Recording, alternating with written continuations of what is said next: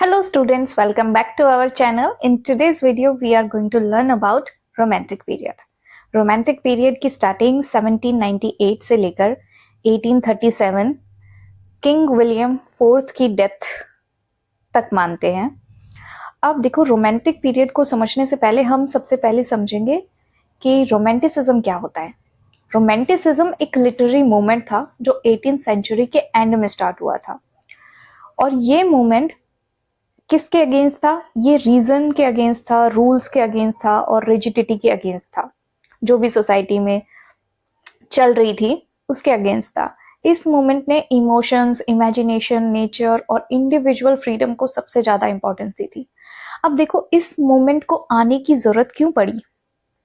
क्योंकि पहले के जो राइटर्स थे, जो अगस्तन एज के राइटर्स थे, वो रीजन के ऊपर, फैक्ट्स के ऊपर बात करते थे, रूल्स रेगुलेशन लगाते थे कि भाई ये वाली पोएट्री हम एपिक में लिखेंगे, ये हीरोइक एपिक है, ये मॉक एपिक है, और इनका रूल्स ये है कि ये इसी ब्लैंक वर्ड्स में लिखी जाएगी, आयम्बिक पेंटामीटर में लिखी जाएगी या किसी में भी लिखी जाएगी। वो रूल्स के अकॉर्डिंग ए बी राइम ऐसे ही कोई पोइट्री है उसको ऐसे ही लिखी जाएगी।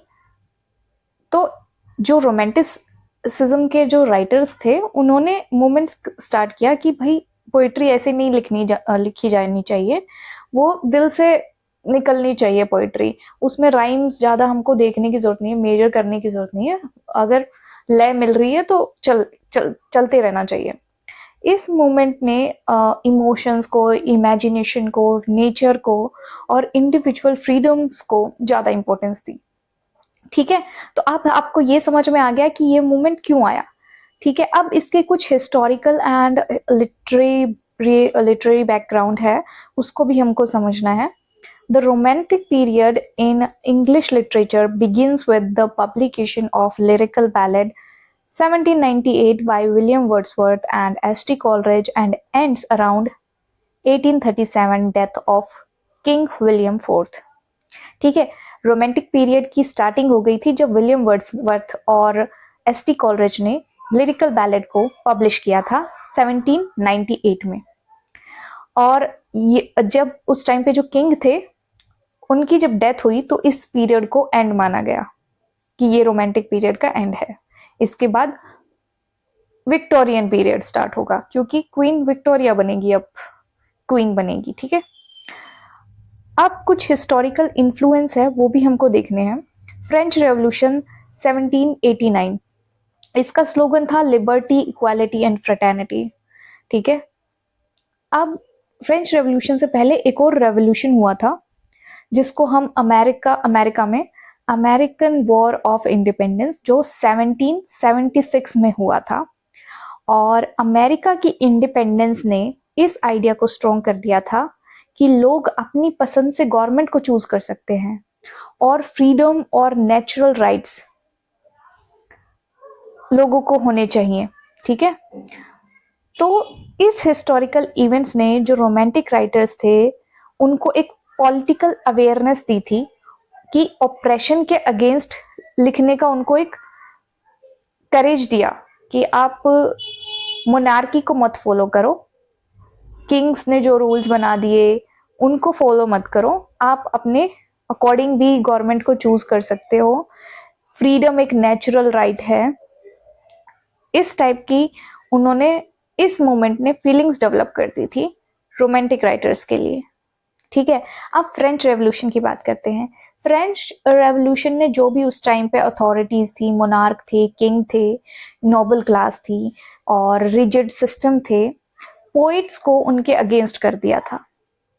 ठीक है, पोइट्स ने क्या किया कि पोइट्स ने इंडिविजुअल फ्रीडम और ह्यूमन राइट्स को सेलिब्रेट करना स्टार्ट कर दिया, उनके ऊपर बात करनी स्टार्ट कर दी। किंग, चर्च और जो एरिस्टोक्रेसी थी उस पर क्वेश्चन उठाना स्टार्ट कर दिया। और फ्रेंच रेवोल्यूशन की वजह से ही कॉमन मैन को इम्पोर्टेंस दी गई। और फ्रेंच रेवोल्यूशन से जो विलियम वर्ड्सवर्थ, पीवी शेली, लॉर्ड बायरन जैसे जो पोइट्स थे, वो रेवोल्यूशन के आइडियल से बहुत इंस्पायर हो गए थे। और शेली ने तो ये भी कहा था कि poets are the unacknowledged legislature of the world. ठीक है। सेकेंड मेन इंसिडेंट हुआ था इंडस्ट्रियल रेवोल्यूशन। ठीक है, इंडस्ट्रियल रेवोल्यूशन का भी रिएक्शन है जिसकी वजह से हमें रोमांटिक एज देखने को मिलती है। इंडस्ट्रियल रेवोल्यूशन ने फैक्ट्रीज, मशीन और सिटीज को बढ़ाया, लेकिन इससे नेचर डिस्ट्रॉय होने लगा था। तो ह्यूमन लाइफ मैकेनिकल और स्ट्रेसफुल हो गई थी और चाइल्ड लेबर और एक्सप्लॉयटेशन बढ़ गया था। तो रोमांटिक राइटर्स ने इसके अगेंस्ट नेचर को यूज किया और नेचर को एज एन एस्केप और एक हीलिंग फोर्स के रूप में अपने वर्क्स में दिखाया, अपने लिटरेचर में शो किया। अगर आप वर्ड्सवर्थ की पोइट्री पढ़ते हो तो उसमें विलेजर्स, रिवर्स, माउंटेन्स आपको देखने को मिलेंगी, ना कि फैक्ट्रीज वगैरह आपको, मशीनरी आपको देखने को नहीं मिलेंगी वर्ड्सवर्थ की पोइट्री में। Next is decline of neoclassicism, reason, order, rules. अब देखो, न्यू क्लासिकल एज थी 1660 से लेके 1798 तक, और नियो क्लासिकल एज क्या करती थी? रीजंस, रूल्स और जो डिसिप्लिन पर बेस्ड थी वो। जबकि रोमांटिक एज ने क्या किया? इन सब चीजों को रिजेक्ट करके इमोशन, इमेजिनेशन और फ्रीडम को प्रमोट किया। रोमांटिक राइटर्स ये मानते थे कि इंसान सिर्फ दिमाग ही नहीं है, ठीक है, दिल भी होता है इंसान के पास, तो दिल से लिखना चाहिए। जबकि जो नियो क्लासिकल राइटर्स थे वो क्या करते थे? वो ग्रीक रोमन लिटरेचर के रूल्स को फॉलो करते थे कि यूनिटीज होनी चाहिए, यूनिटी ऑफ प्लेस होना चाहिए, यूनिटी ऑफ टाइम होना चाहिए, यूनिटी ऑफ एक्शन होना चाहिए, डिकोरम मेंटेन करना चाहिए, फिक्स्ड फॉर्म में इनको राइटिंग लिखनी चाहिए। अगर आप किंग के लिए लिख रहे हैं तो आप हीरोइक कपलेट्स में लिखो, ठीक है। बट रोमांटिक राइटर्स ने इन सब रूल्स को तोड़ दिया था, ठीक है। वर्ड्सवर्थ ने तो ये भी कहा था कि poetry should flow naturally, not mechanically. Neoclassical writers society पर सटायर लिखते थे, बट रोमांटिक राइटर्स ने सिंसियर इमोशन और पर्सनल एक्सपीरियंस पे वो अपना वर्क्स लिखते थे। तो French revolution, industrial revolution, decline of neoclassicism, loss of human values, ये सब हिस्टोरिकल रीजन थे रोमांटिक एज के आने के लिए, ठीक है। So what is romanticism? Romanticism क्या है? Romanticism emphasize emotion over reason, imagination over intellect, nature over civilisation, individual experience over social conventions. Wordsworth defined poetry as the spontaneous overflow of powerful feelings. Romanticism का मतलब है दिल से सोचना, imagination को free छोड़ देना, नेचर से कनेक्ट होना और इंडिविजुअल फीलिंग्स को एक्सप्रेस करना। We can write in exam, romanticism is the emphasis on emotions, imagination, nature and individual experience rather than reason and rules. Wordsworth ने पोइट्री को डिफाइन किया था कि पोइट्री स्पॉन्टेनियस ओवरफ्लो है, मतलब खुद से बहने वाली एक पावरफुल फीलिंग है। The major characteristics of romantic period, की features: love for nature, emphasis on emotion and imagination, celebration of common men, interest in childhood, supernatural elements, revolt against tradition and authority, and subjective poetry.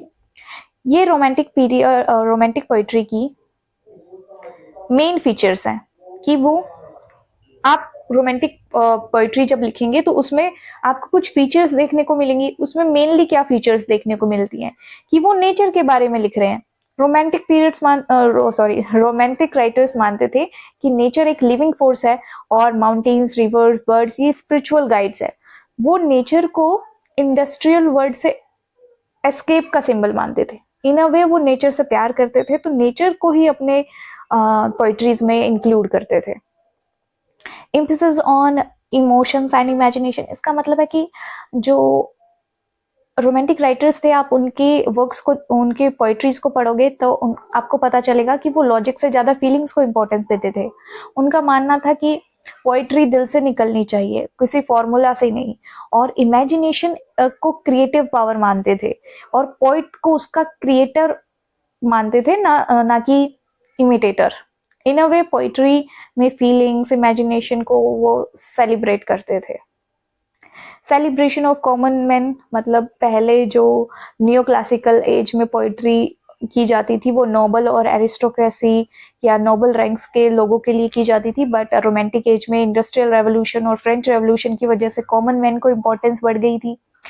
इससे shepherd, children's, childhood की innocence, villagers वो literature में hero बन गए थे, तो उनके लिए सिंपल लैंग्वेज में पोइट्री लिखी जाने लगी और पोइट्री सिंपल लैंग्वेज में फेमस हो गई।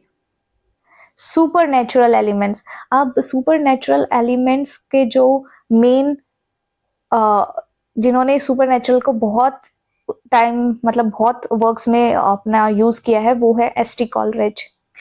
रोमांटिक राइटर्स ने स्पिरिट, गोस्ट, ड्रीम और मिस्टीरियस फोर्सेस को यूज करके इमेजिनेशन और इमोशंस को एक्सप्रेस किया है। रोमांटिक्स राइटर्स मानते थे कि सिर्फ जो रीजन है ना वही लाइफ को एक्सप्लेन नहीं करती है, इमेजिनेशन और मिस्ट्री भी ट्रुथ का पार्ट है।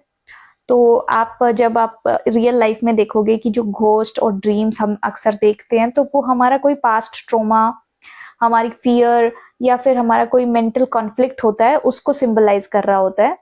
मीन सुपर नेचुरल जो है वो आउटर नहीं है, वो इनर माइंड का रिफ्लेक्शन है।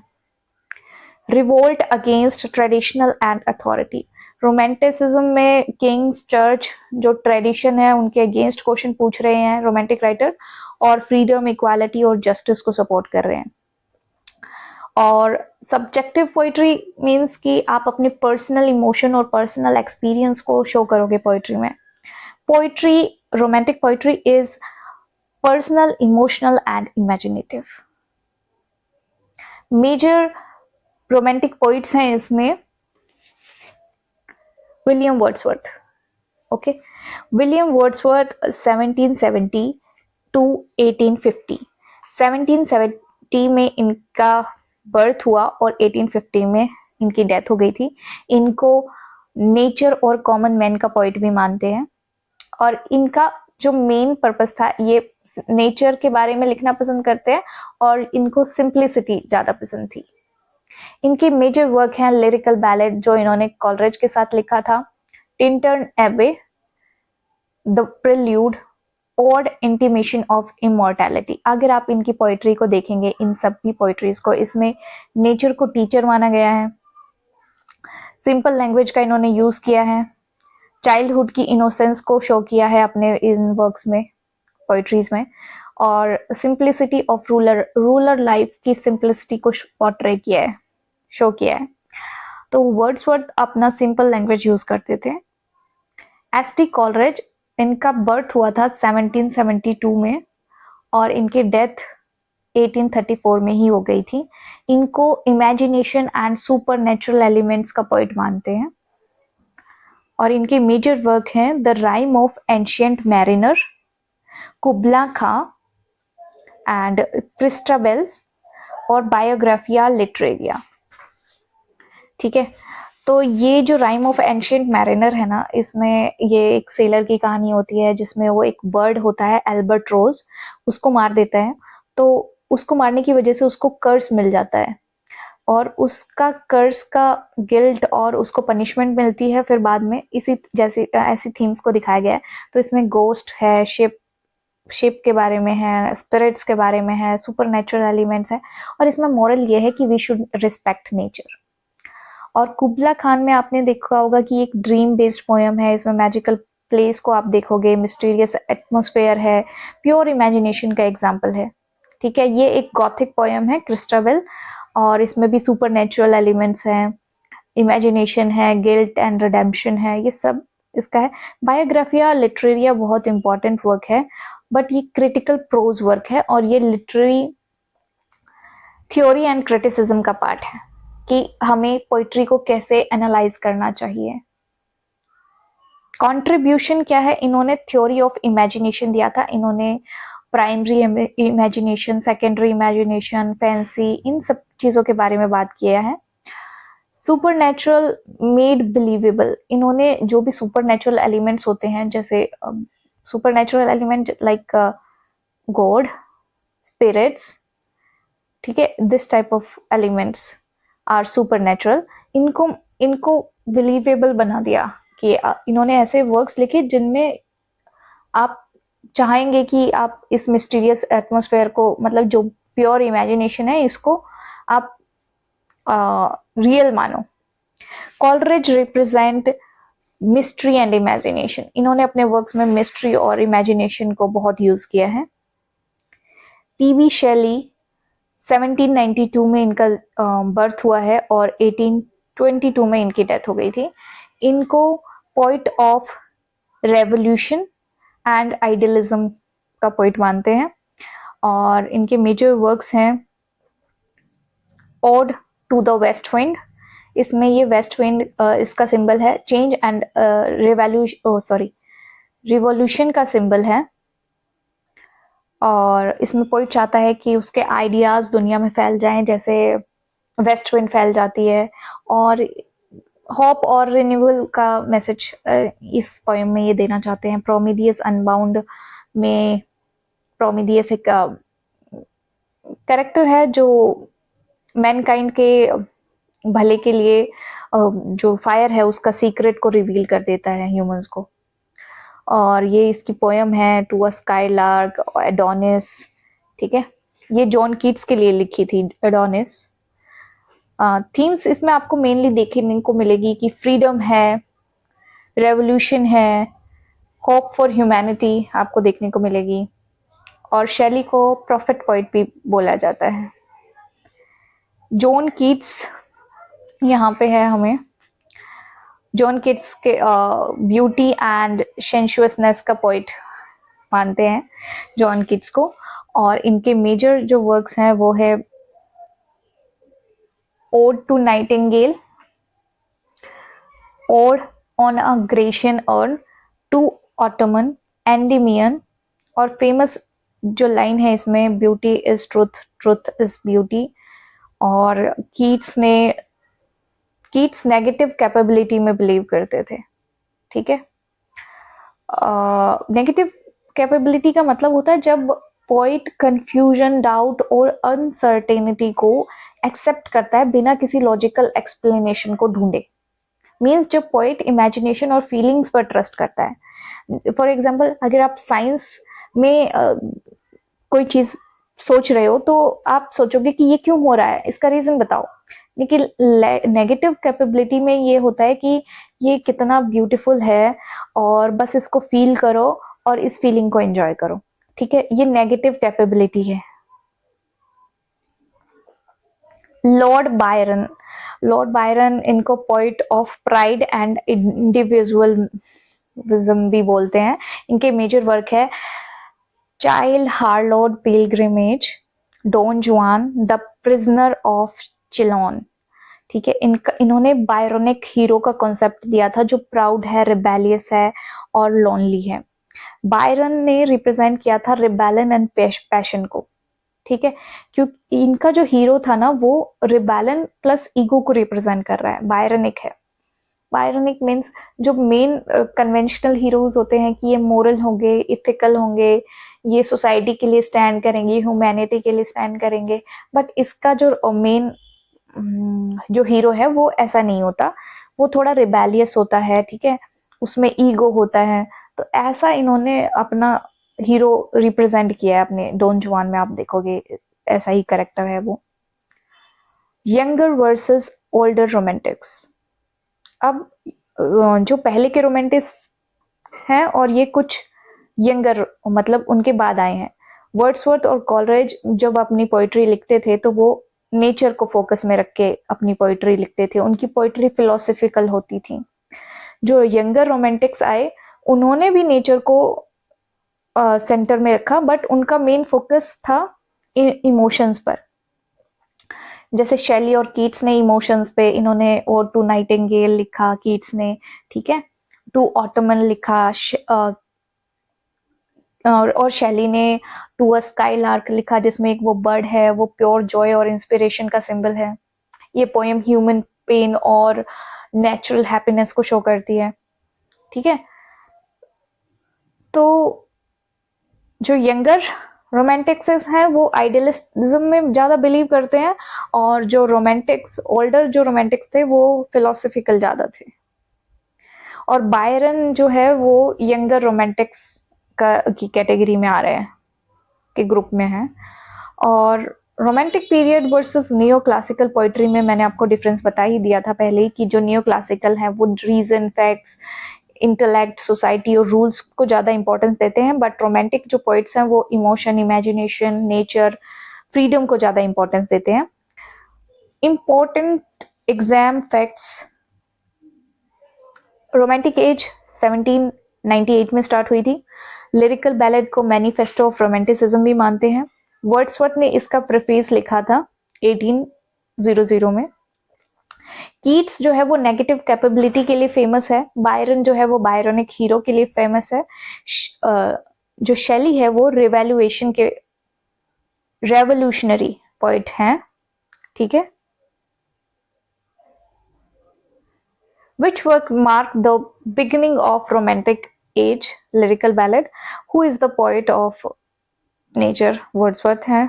और नेगेटिव कैपेबिलिटी को कीट्स ने ही इंट्रोड्यूस किया था।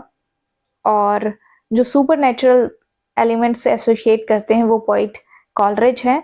और बायरोनिक हीरोज लॉर्ड बायरन ने ही क्रिएट किया है। अगर आप रोमांटिसिज्म को देखेंगे तो emotion plus nature plus imagination है। और वर्ड्सवर्थ नेचर के बारे में ज़्यादा लिखते हैं। कॉलरिज सुपर नेचुरल एलिमेंट्स के बारे में ज़्यादा लिखते हैं। शेली रिवॉल्यूशन के बारे में ज़्यादा लिखते हैं। कीट्स ब्यूटी, आर्ट के बारे में ज़्यादा लिखते हैं। और बायरन में आइडियल इंडिविजुअलिज्म ज़्यादा है, ठीक है। ये रिवैल्यूएशन, प्राइड वाले, रिबेल वाले जो राइटर हैं। So that's it for today's video.